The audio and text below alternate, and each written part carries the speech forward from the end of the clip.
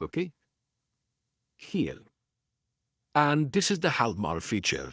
The nerve which is piercing the pronator teres is median nerve. Okay? Now, so in the upper limb, we have superficial and the deep muscles of the forearm. Then pronator teres was the first one. Then we have flexor carpi radialis. This is this one. Then palmaris longus. You can appreciate this, a small long tendon. Then we have flexor digitorum superficialis, the bigger one, and in the last, flexor carpi ulnaris. Again, I am repeating, pronator teres, flexor carpi radialis, palmaris longus, flexor digitorum superficialis, and on the medial side, this flexor carpi ulnaris. For your simplicity, I am putting this probe,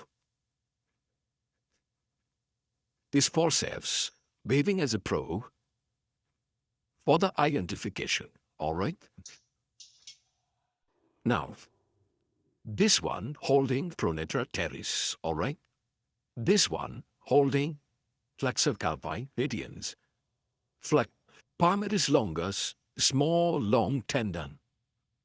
I easily distinguishable from the other muscle. A big bellied tendon going into the here, palm, flexor digitorum superficialis, and this one is holding flexor carpi ulnaris. So these are the 5 muscles of the forearm. Simultaneously, we have identified the median nerve piercing the pronator teres. Okay, if we trace the brachial artery, here we can have this radial artery. All right, this one. And this whole structure below this radial artery is named as radial bed.